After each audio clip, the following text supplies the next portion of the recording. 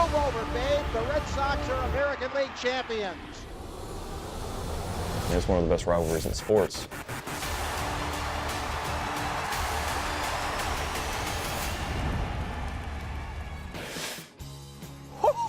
Red Sox and Yankees here in London. Old rivalry, new ground. Phil Murphy alongside Mark Donaldson. Welcome to Caps Off. It's been a long time coming. We are finally here, and they've brought the weather with them as well from the northeast of the United States. This red color is not normal for me. Whole lot of excitement, not just here in England, but of course in the United States for Red Sox and the Yankees. I spoke with players on both teams about being an ambassador for the game in Europe. Doesn't matter where we play at Fenway, we play at a Yankee Stadium. I think each team wants to win as bad as the other, and I think going abroad, if we can win both games, I mean, we have the bragging rights to say we win over abroad also. So the first game, being played over there, it's quite an honor. I know a lot of our whole team, our whole organization is pretty excited to go over there and kind of introduce some baseball over there. I know we got a lot of baseball fans over there, so it's going to be a fun environment, and I can't wait. We want to spread the great game of baseball abroad, not just make it somewhere in the Americas. We want it to spread all across the world, make it international, more so like football. One of the best things about sport is when two rivals come head-to-head, like the Yankees and the Red Sox will do on BT Sport this weekend. But football has plenty of rivals as well. And the players on both Boston and New York are well aware. I spoke to faces of these franchises, you could say, Jackie Bradley Jr. and CC Sabathia, about how Red Sox-Yankees compares to Liverpool against Manchester United. I'm a Manchester United fan, so I'm familiar with the rivalry, and yeah, I mean it's similar. I mean it's two teams that pretty much hate each other, so and the fan bases hate each other, so it makes for a lot of fun. Liverpool versus Man United. That's what everyone seems to compare it to, and I got a great taste of that, in December, getting to watch those two teams compete, and wow, their rivalry might be thicker than ours. Liverpool, Manchester United, one of world football's biggest rivalries, and there's the obvious comparison between the Red Sox and the Yankees, and a man who's well aware of that is someone of whom you are well aware. Mark, you wrote a book on it. I spent 18 months in his kitchen writing that book. Stevie Nicol won the European Cup with Liverpool, now the Champions League, in 1984. A Liverpool great who knows all about the rivalry with Manchester United, but now he's with us on ESPN FC on BT Sport, and he's taken a look at the rivalry of both Liverpool, Manchester United, and how it compares with the Red Sox and the Yankees.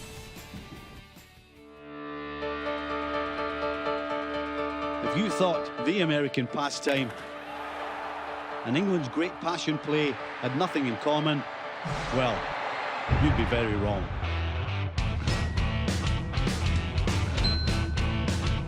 Having played 14 years for Liverpool and coached in Boston for over a decade, I should know. The World Series champion Red Sox and English soccer giants Liverpool have passionate fans, a storied past, and they both really dislike their arch rivals, bordering on hatred, in fact. For the Sox, it's the Yankees. For the Reds of Merseyside, it's Manchester United. You support United, you don't like Liverpool. If you're a Yankees fan, you hate everything Boston. It's more important than life and death. Liverpool forever. You like the Yankees? Yankees suck. Both rivalries go way back. For the Yankees and Red Sox, it all began in 1901. For Liverpool and Manchester United, the hostilities can be traced even further back, to 1894. Both rivalries are fueled by a close geography, but also by a cast of superstars and championship-chasing drama that stretches down generations. Babe Ruth won 3 World Series with the Red Sox before his infamous trade to the Yankees started their dynasty. Sir Matt Busby played for Liverpool, but as manager of Manchester United, he built and rebuilt the team into a European power, laying the foundation for what is now one of the world's wealthiest franchises. During the swinging 60s, Liverpool manager Bill Shankly was as beloved as the city's most famous sons, the Beatles. The Yankees have one magnificent 7, United a long parade of them. Fenway honours the splendid splinter, while Anfield has a special place in its heart for King Kenny. There's also the Core 4 and the Holy Trinity. From Monument Park to the Green Monster, from the Cup to the Theatre of Dreams. As soon as you walk into Old Trafford, this sense is something different. Each team seems defined by the stadium they play in, but nothing defines them more than when they play each other. While fans of the Yankees and United will be quick to tell you they have won the most World Series and English championships respectively, the Red Sox and Liverpool faithful know the pain of long droughts and the delirium of epic comebacks. From 3-0 down to win 4 straight games. Down 3-0 on aggregate. Liverpool wins the match 4-0. They eliminate Barcelona. With its victory this month over Spurs, Liverpool now has 6 European Cup and Champions League titles, 3 more than United. A bragging right no proud Scouser ever leaves unturned. I'm Liverpool supporter, yeah, we win 6 trophies and obviously we're better than Man United. Of course we're better than them. Always going better than them. Yes, when it comes to the home of football and its biggest rivalry, well, it's more Fergie hairdryer than tranquil garden party. But let's face it, that's just how the New York Yankees and Boston Red Sox like it. Men of baseball, England salutes you. So if you're not here at the London Stadium and you're watching on BT Sport this weekend, you kind of need to pick one of the sides, Absolutely. don't you? Is it Red Sox or is it Yankees? Rachel and Jamie from the Head in the Game podcast will help you decide. Hello everyone, my name is Jamie Lang. I'm Rachel Stringer. Now the reason why you should support the New York Yankees is because we are 27 times World Series champions. Hang on, Boston Red Sox though, we are current champions. The New York Yankees are the epitome of baseball. They're the perfect sports brand in the world. We have the perfect stadium in the world, in my opinion. 107 years old, second oldest stadium in baseball. Who wants to go to a 107-year-old stadium? Me, it's got history. No, you don't. You want to go to the Yankee Stadium in the Bronx. You fly in, you cruise there, 54,000 capacity. You sit, comfy seats. It's amazing. That's what you want to do. Okay, yeah, ours has less seats than that, but it's better. The atmosphere is even greater in there. It has the Green Monster, which is that green wall, which is completely iconic in Fenway Park. It also has, currently, the best baseball player in the world. Who's that? MVP, Mookie Betts. Hang on a second, we have... Silver Slugger last year and Golden Glove, had everything. He just wiped the board clean. Listen to this. Who do you have? Go on, we go have on. Aaron Judge, 52 home runs in his rookie season, smashed them out of the park. Second season, 27 home runs and got injured. He then has a section in Yankee Stadium called Judge's Chamber. People stand up saying, You had "All Derek right." Jeter, but I think he may have finished his career at Fenway Park. I'll have that one. At the Yankees, you can't have beards, you can only have moustaches. And Frank You would Sinatra's... fit in well then, wouldn't you, Jay? Frank Sinatra's song, New York, New York, is played every single time at the beginning of every single game. We sing Sweet Caroline. York, Sweet Caroline. Da, da, da.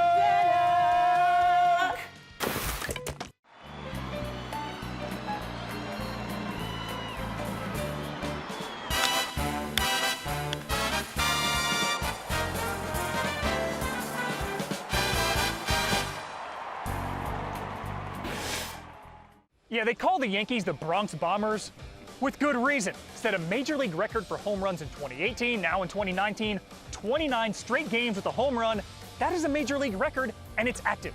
Why don't we take a look at 3 of the best home runs from Yankees-Red Sox rivalry. Many ways to win a game. Many ways to win a series. This, the walk-off, keeping the Red Sox in it. From David Ortiz. Big Poppy Wright, the legend, revered in Boston, 2004 ALCS, walk-off homer in extras, part of the first ever 3-0 comeback in a best-of-7 series in Major League Baseball. Mark, number 2, earned Bucky Dent a special middle name. Bleep, bleep, bleep, bleep, bleep. Cannot say it, it's rude. 1978, American League East, tiebreak. Bucky bleep, bleep, bleep Dent hits a 3-run homer, putting the Yankees up for good. Number 1 could only be. You know what's funny? Aaron Boone has the same nickname among Red Sox supporters. 2003 ALCS, Game 7, walk-off home run, and the Bronx Bombers are going to the World Series. Tim Wakefield, that famous knuckleball sent deep into the Bronx night. You can all go home. Boone, kaboom! Yankees are going to the World Series. Boone, shake that room. Someone came up with the bright idea of inviting the Caps-Off team, Philip Murphy and myself, for batting practice at the London Stadium. As you can see, Phil has a history of knowing what to do. As a youngster, very successful as he toured the schools that he was at, earning awards and accolades throughout, a star in the making. Donaldson, on the other hand, hopeless.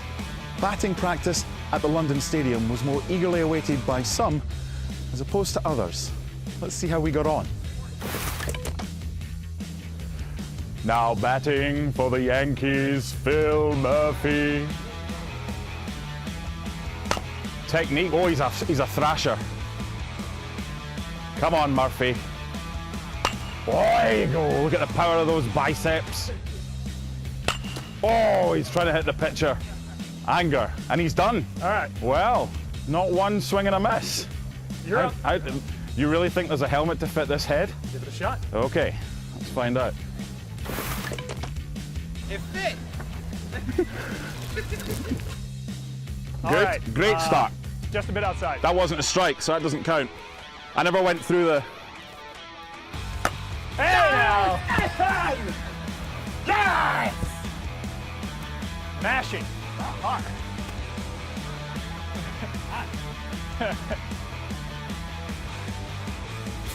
Hey now!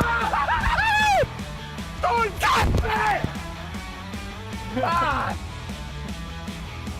Last one, home run. All right. You ready for this, Murphy? Put it in the bullpen. Come on. Come on! Hey now!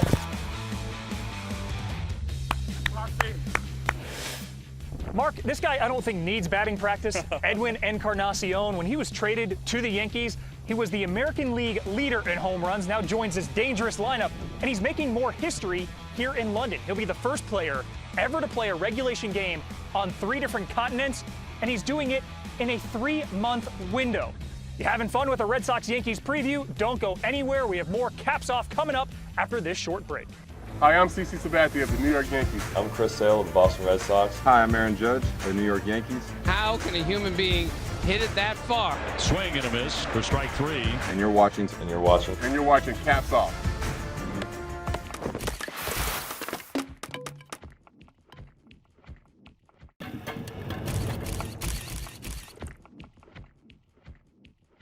Welcome back to Caps Off from London.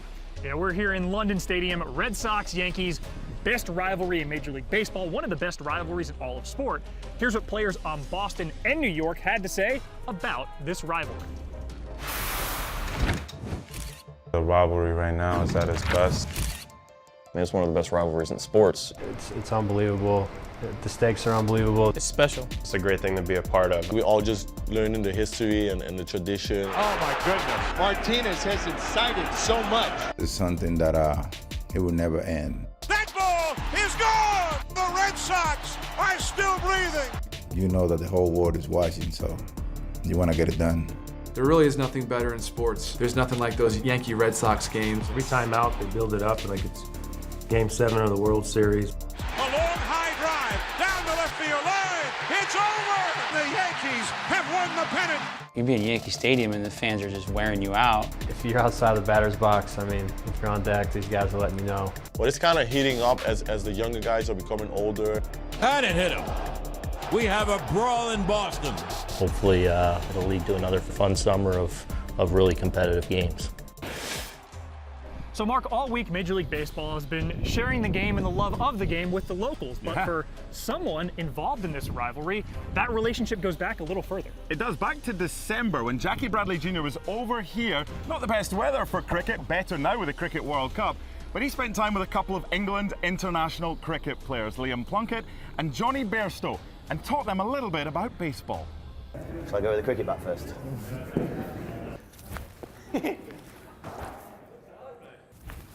Am I missing that by miles? I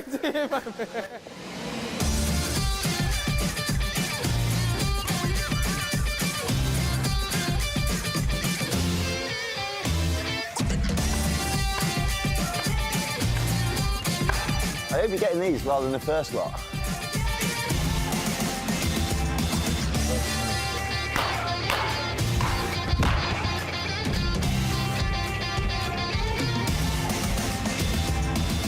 About this in June, you can wear this, and I will sit and watch you play for me in the London series.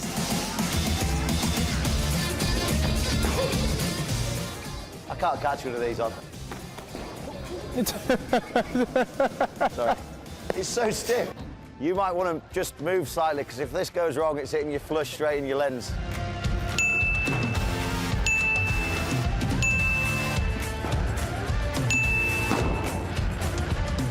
Baby, he's throwing 77 right now. You reckon you can beat him? 75. Meow. I'm all skill-based, mate. 78. There you go. Cheers, mate. Thanks for coming.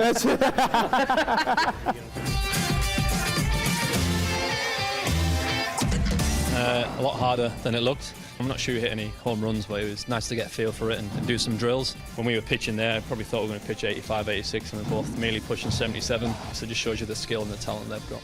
He's built for it, isn't he? Tall, long levers, whether it's throwing or smashing it miles. So I'm definitely going in. Liam was spot on. Those guys are amazing athletes, and they can always figure out a way to succeed.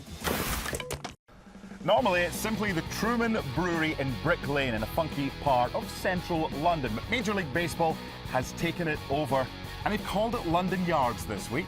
Yeah, not just casting a net for baseball supporters from around the UK who are coming to London for Red Sox against the Yankees, but travelers from across the world convening here and enjoying a pint and some food over at London Yards, and you and I have an invite as well.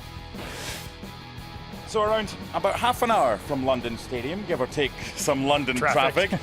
This is normally the Truman Brewery in Brick Lane in East London, but Major League Baseball have got their hands on it and they've made a wonderful job of turning it into a baseball adventure park called London Yards for the weekend. Tell us more. This is a really impressive setup. You have official team merchandise. You actually have some bespoke merchandise. You can create your own Topps card. But my favorite, all the different games you can play, actual arcade-like virtual reality and real baseball games. We decided to turn it into a competition. Mark, how did it go?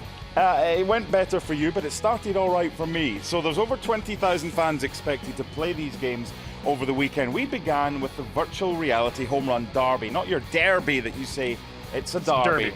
And I hit it further, I hit more home runs, but it is virtual reality. Basically, it doesn't count in real life, but it counts for this, so I was 1-0 up. 1-0 up, so we decided let's go to some real swinging and hitting where you have a batting cage that Major League Baseball uses the same technology that they use to measure the professionals' launch angle, launch velocity, and thus estimate distance of home runs. So that went far better for me. Yeah, let's quickly move on because he hit the ball and I didn't. So number 3 was the spin cycle. You've got to pitch the ball into a washing machine. Now, with guns like Popeye, I had no chance. I'm not talking me, I'm talking him. You did all right, didn't you? But not with accuracy, so can I claim this? The purpose of the game was to throw it into a literal washing machine. It's a small target. You have to get some velocity on that. The fastest pitch that went into the washing machine won. We established those rules. I led off, 54 miles an hour. You had 4 of your 9 balls go in, which is really impressive, but it maxed out at just, what, 40 miles an hour? Yeah, okay, let's move on. So he won by 2-1. So it's been a fantastic experience at London Yards, but make sure you keep those knees bent. Swing so you can do it. Mark, there's a lot going on here at London Stadium as we get ready for Red Sox against the Yankees, but one thing is missing. The food. And I understand you've done some research to find the best spot to eat in downtown London, at least for an American like me. Let's check it out.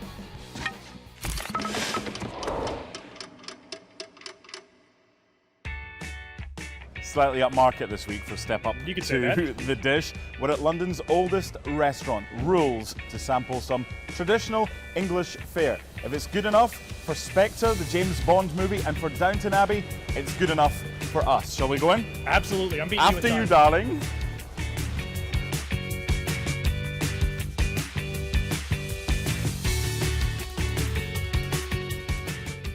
So we're going to start with steak and kidney pudding. Now in the US, pudding is normally what you have after your Dessert. entree. Not the Dessert. case here. Okay. We also have some rib of beef with Yorkshire pudding. So where do you want to start? Let's start here because you've got your gravy. So your steak and kidney pudding. It's not a steak and kidney pie because the pie would be the crust. This is made with the suet, which surrounds the kidney. So you're going to put some of that on your dish. It looks really, really good. Oh my goodness. Plus, we have to have just a little bit of gravy. A little bit of gravy on that. So I mean, it's so tender, so flavorful. It's a very complex flavor, but I do like it so much. This is going to be filling, I can tell you that right now. Okay, rib of beef with Yorkshire pudding. So we've got our steak and kidney pudding. Yorkshire pudding is a traditional, okay? You have that with your beef on a Sunday. Again, not what I think of when I hear pudding. We'll give this a go here. Now, how do you recommend I eat this? Do we put some of the horseradish on there? Okay, I'll give you some. Is that possible? You can have some horseradish, and you can also have some gravy as well. And a little bit of dauphinoise potatoes.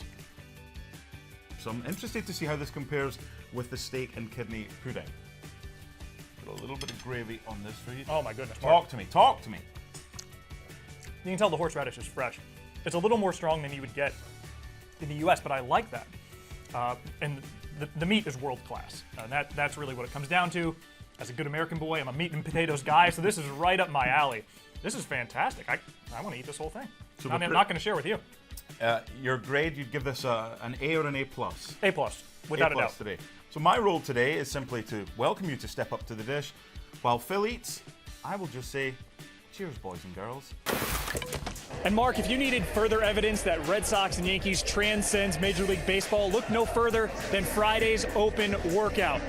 Movie stars, movie directors, and of course stars from across the sporting world, namely Manchester City's Raheem Sterling, with whom I had the opportunity to speak. So Raheem, I know the orientation's a little different. What's it like seeing a baseball field here at West Ham, normally a football pitch? Yeah, it's quite different. You know, can't get my bearings on, you know, where I'd enter on the pitch for a match day.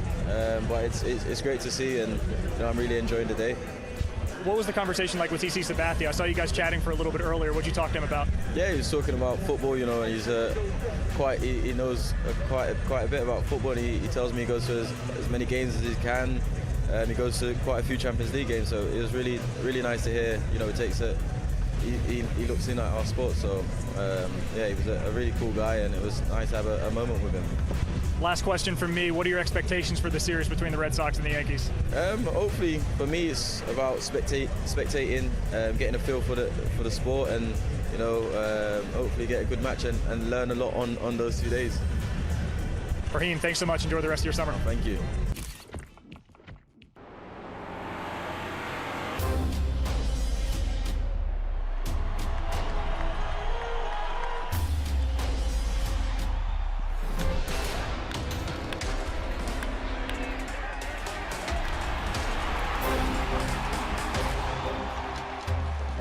Well, there's a lot of question marks about what's going to happen over the next couple of days here in London.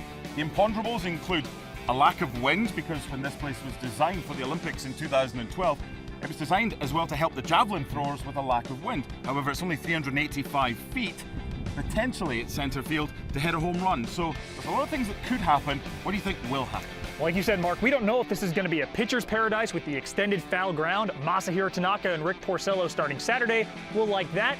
Or will it be a hitter's paradise with that short porch to center, 385 feet? The Yankees have hit home runs in an MLB record 29 straight games, Mark, a streak that is still active. Old rivalry, new ground. It's live this weekend on BT Sport.